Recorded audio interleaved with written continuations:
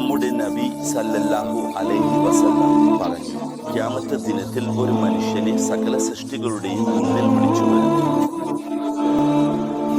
അവന്റെ മുന്നിൽ 99 രജിസ്റ്ററുകൾ തുറന്നു കാണിക്കും.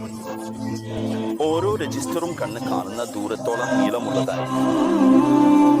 അവയൊക്കെയും പാപങ്ങളും തെറ്റുകളും നിറഞ്ഞ രേഖകളാണ്. അവയിൽ എല്ലാം അവന്റെ പേരിൽ എഴുതിയിരിക്കും. ഓരോ രജിസ്റ്ററും കണ്ണ് കാണുന്ന ദൂരത്തോളം നീളമുള്ളതാണ്. അവനോട് ചോദിക്കും, ഇതിൽ നിന്നൊന്നും നീ നിഷേധിക്കുന്നുണ്ടോ? ഇവിടെ നീ ഉപേക്ഷിച്ച നമസ്കാരവും, ഇത് നീ കേട്ട നിരോധിതമായ സംഗീതവും, ഇത് നീ മനുഷ്യരോട് ചെയ്ത അന്യായവും, ഇത് മാതാപിതാക്കൾക്ക് അനുസരണയില്ലായ്മ ഇത്യാദി, ഇതിൽ നിന്നൊന്നും നീ നിഷേധിക്കുന്നുണ്ടോ? അവൻ പറയും, ഇല്ല എന്റെ റബ്ബേ. അവനോട് ചോദിക്കും, ഞാൻ നിന്നോട് അന്യായം ചെയ്തു, രക്ഷിതാക്കൾ എഴുതിയതാണല്ലോ. അവൻ പറയും, ഇല്ല എന്റെ റബ്ബേ. അവനോട് ചോദിക്കും, നിന്റെ തൂക്കത്തിന്റെ മറുവശം ശൂന്യമാണ്, നിനക്ക് ഒരു സൽപ്രവൃത്തി ഉണ്ടോ? നിനക്ക് ഒരു സൽപ്രവൃത്തി ഉണ്ടോ? അവൻ പറയും, ഇല്ല എന്റെ റബ്ബേ. അപ്പോൾ ഒരു കാർഡ് കൊണ്ടുവരും. ഇത് നീ ചെയ്ത ഒരു സൽപ്രവൃത്തിയാണെന്ന് പറയും. ഒരു കാർഡ് കൊണ്ടുവരും. അവൻ പറയും, എന്റെ റബ്ബേ, ഈ കാർഡിന് ഈ വലിയ രേഖകളുടെ മുന്നിൽ എന്ത് വിലയുണ്ട്?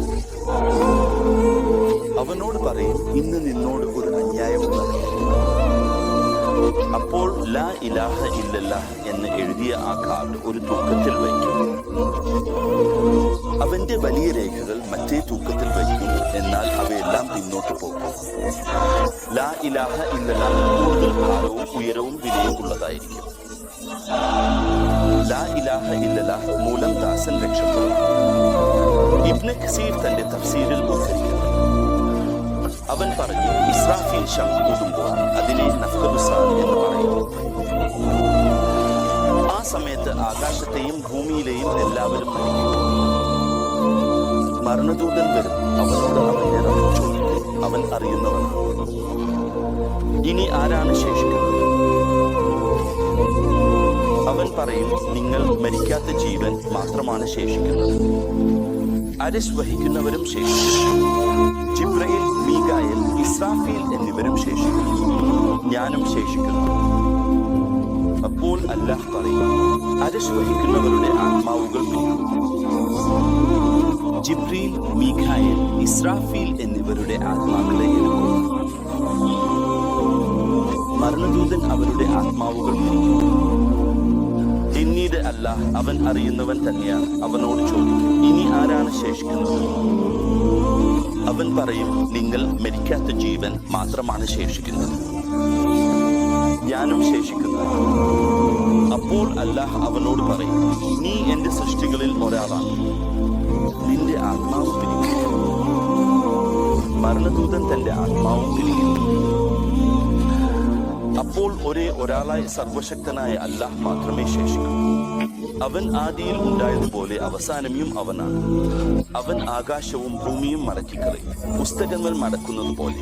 പിന്നെ അവൻ അതിനെ ബലിയർപ്പിച്ചു. അവൻ പറയും, ഞാൻ ജബ്ബാർ, ഞാൻ ജബ്ബാർ, ഞാൻ ജബ്ബാർ 3 പ്രാവശ്യം. പിന്നീട് അവൻ തന്റെ ശബ്ദത്തിൽ വയ്ക്കും, ആർക്കാണ് രാജ്യം? ഇന്ന് ആർക്കാണ് രാജ്യം? ഇന്ന് ആർക്കാണ് രാജ്യം? ഇന്ന് ആർക്കാണ് രാജ്യം? പിന്നീട് അവൻ തന്നെ ഉത്തരം പറയും, സർവശക്തനായ ഏക അല്ലാഹുവേ. സർവശക്തനായ ഏക അല്ലാഹുവേ. പിന്നീട് അല്ലാഹു ഭൂമിയെ മറ്റൊരു ഭൂമിയാക്കി മാറ്റും. ആകാശങ്ങൾ നീട്ടി പരത്തും. പിന്നെ അവയെ വ്യാപിപ്പിക്കും. പിന്നീട് അല്ലാഹു സൃഷ്ടികളെയെല്ലാം ഒരു വിളിയിലൂടെ വിളിക്കും. അപ്പോൾ അവർ എല്ലാവരും പുതിയ ഭൂമിയിൽ എഴുന്നേറ്റ് നോക്കും. അവൻ സൃഷ്ടികളെ ജീവിപ്പിക്കും. അപ്പോൾ മനുഷ്യർ ഒരേ സ്ഥലത്ത് എഴുന്നേറ്റ് നിൽക്കും. അതിന്റെ ദൈർഘ്യം 70 വർഷം. അല്ലാഹു അവരെ നോക്കുകയുമില്ല, അവരെ വിധി പറയുകയുമില്ല. അവർക്ക് ദൈർഘ്യമേറിയ കാത്തിരിക്കുവാൻ നമ്മുടെ നബി സല്ലല്ലാഹു അലൈഹി വസല്ലം അവർക്കായി ശഫാഅത്ത് ചെയ്യും. ഇബ്നു കസീർ തന്റെ സനദ് വഴി പ്രവാചകനായ മുഹമ്മദ് നബി സല്ലല്ലാഹു അലൈഹി വസല്ലം പറഞ്ഞതായി വിവരിക്കുന്നു. അപ്പോൾ ഞാൻ മടങ്ങി ആളുകളോടൊപ്പം നിൽക്കും. നാം നിൽക്കുമ്പോൾ ആകാശത്ത് നിന്ന് ഒരു ശക്തമായ ശബ്ദം ഞങ്ങൾ കേട്ടു. അത് ഞങ്ങളെ ഭയപ്പെടുത്തി. അപ്പോൾ ഭൂമിയിലെ ജിന്നുകളും മനുഷ്യരും ഉള്ളവരുടെ ഇരട്ടിയോളം ആളുകൾ ആദ്യ ആകാശത്തിൽ നിന്നുള്ളവർ ഇറങ്ങി. അവർ ഭൂമിക്ക് അടുത്തെത്തുമ്പോൾ അവരുടെ പ്രകാശത്തിൽ ഭൂമി പ്രകാശിച്ചു. അവർ അവരുടെ സ്ഥാനങ്ങളിൽ നിന്ന് നിൽക്കുകയും ഞങ്ങൾ അവരോട് ചോദിച്ചു, നിങ്ങളുടെ ഇടയിൽ നമ്മുടെ റബ്ബുണ്ടോ എന്ന്. അവർ പറഞ്ഞു, ഇല്ല, അവൻ വരികയാണ്. അതിനുശേഷം രണ്ടാം ആകാശത്തിൽ നിന്നുള്ളവരും അവിടെ ഉള്ള ജിന്നുകളും മനുഷ്യരും ഉള്ളവരുടെ ഇരട്ടിയോളം മാലാഖമാരും ഇറങ്ങി. അവർ ഭൂമിക്ക് അടുത്തെത്തുമ്പോൾ അവരുടെ പ്രകാശത്തിൽ ഭൂമി പ്രകാശിക്കും. അവർ അവരുടെ സ്ഥാനങ്ങളിൽ നിന്ന് നിൽക്കും. ഞങ്ങൾ അവരോട് ചോദിക്കും, നിങ്ങളുടെ ഇടയിൽ നമ്മുടെ റബ്ബുണ്ടോ എന്ന്. അവർ പറയും, ഇല്ല, അവൻ വരികയാണ്. അങ്ങനെ ഓരോ ആകാശത്തിലും അതിന്റെ ഇരട്ടിയായി അവർ ഇറങ്ങും. ഓരോ ആകാശത്തു നിന്നും അതിനു മുമ്പുള്ള ആകാശത്തിൽ നിന്നിറങ്ങിയതിന്റെ ഇരട്ടിയുടെയും ഇരട്ടിയായി ഇറങ്ങും. അവസാനത്തിൽ മഹത്തായ ജബ്ബാർ ദൈവം മേഘങ്ങളുടെ തണലിലും മാലാഖമാരോടൊപ്പം ഇറങ്ങും. അന്ന് അവന്റെ സിംഹാസനം 8 പേരാണ് ചുമക്കുന്നത്. അവരുടെ കാലുകൾ ഭൂമിയുടെ അടിത്തട്ടിൽ വരെ എത്തുന്നു. ഭൂമിയും ആകാശങ്ങളും അവരുടെ അരയിലേക്കാണ്. അവരുടെ നടുവരെ സിംഹാസനം അവരുടെ തോളുകളിൽ ആണ്. അവരുടെ തുഞ്ചലിൽ തൂങ്ങുന്ന ശബ്ദം കൊണ്ട് അവർ പറയുന്നു, സിംഹാസനത്തിന്റെ ഉടമയ്ക്ക് മഹത്വം, സിംഹാസനത്തിന്റെയും അത്യന്തശക്തിയുടെയും ഉടമയ്ക്ക് മഹത്വം, രാജ്യത്തിന്റെയും ആകാശരാജ്യത്തിന്റെയും ഉടമയ്ക്ക് മഹത്വം, മരിക്കാത്ത ജീവനായവന് മഹത്വം, സൃഷ്ടികളെ മരിപ്പിക്കുന്നവനും സ്വയം മരിക്കാത്തവനും മഹത്വം, പരിശുദ്ധനും വിശുദ്ധനും, മാലാഖമാരുടെയും ആത്മാവിന്റെയും രക്ഷിതാവും. അതിനുശേഷം ദൈവം തന്റെ ദാസന്മാരുടെ ഇടയിൽ വിധി നിർണയിക്കും. ഇവനാണ് നമ്മുടെ രക്ഷിതാവ്, ഇതാണ് അവന്റെ മഹത്വം. അവനെ പുകഴ്ത്തുന്നതിൽ ഞാൻ പര്യാപ്തമല്ല. അവൻ തന്നെ പുകഴ്ത്തിയതുപോലെയാണ് അവൻ. മഹത്വവും ഉത്തമത്വവും അവനാണ്. അവൻ പുകഴ്ത്തലിനും മഹത്വത്തിനും യോജിച്ചവൻ. ദാസൻ പറഞ്ഞതിൽ ഏറ്റവും ഉചിതമായതില്ല. നമ്മളൊക്കെയും അവന്റെ ദാസന്മാരാണ്. അവൻ നൽകിയതിനെ തടയാൻ ആരുമില്ല. അവൻ തടഞ്ഞതിനെ നൽകാൻ ആരുമില്ല. ഗൗരവം കൊണ്ട് അവൻ ഒരു പ്രയോജനവുമില്ല.